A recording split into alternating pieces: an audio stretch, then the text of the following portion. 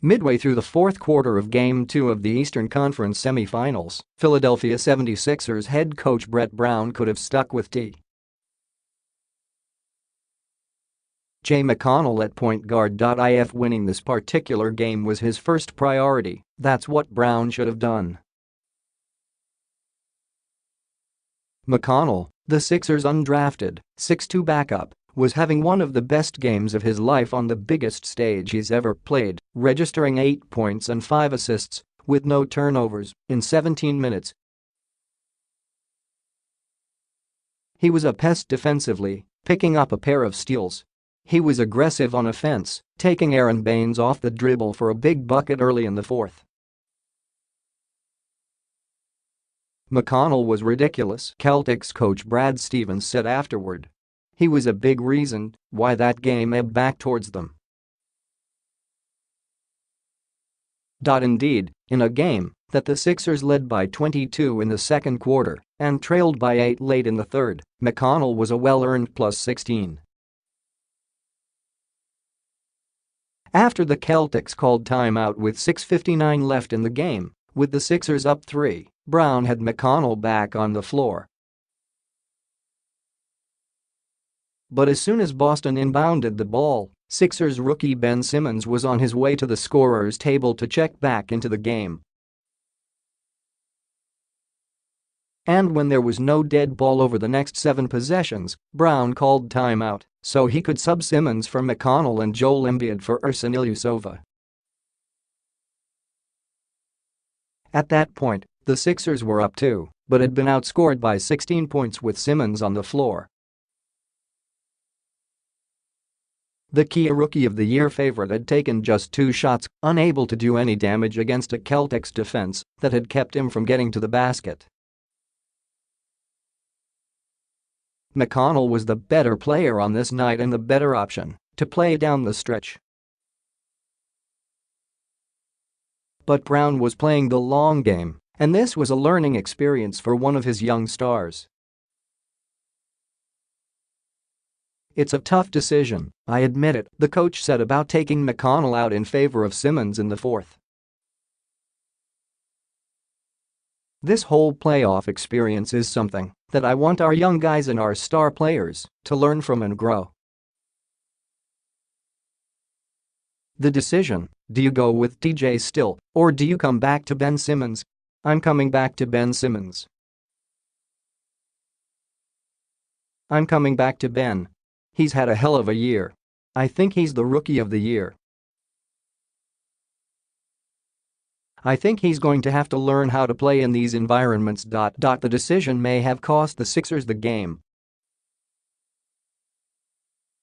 Simmons missed another 2 shots down the stretch as Boston outscored the Sixers 17-10 after the point he checked back in.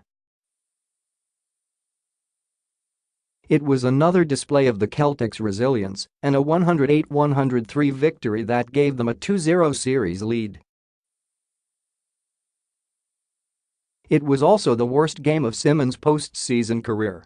He finished with 1 point and 7 assists, shooting 0 for 4 from the field and committing a game-high 5 turnovers.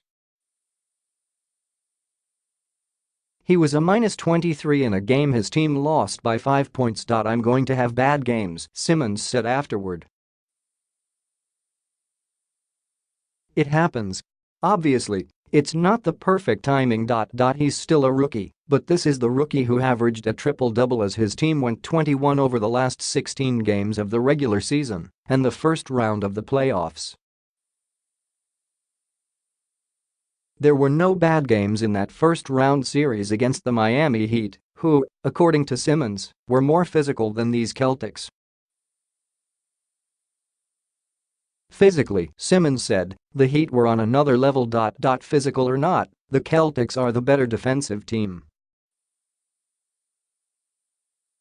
They've been able to get back in transition and wall off the paint.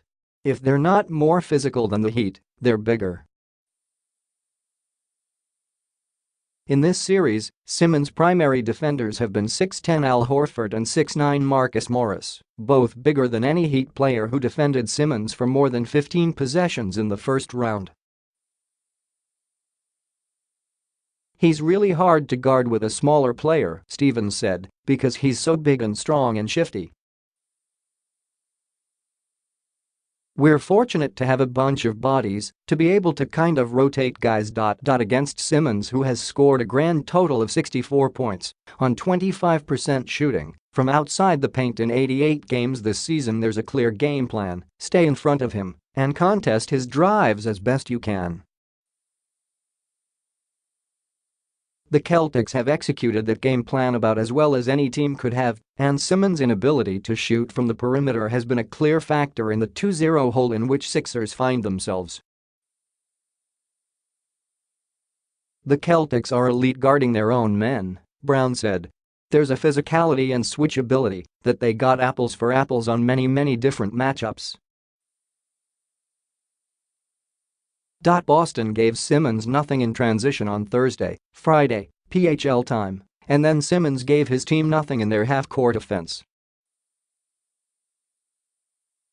Boston dared him to shoot, and he didn't take the bait.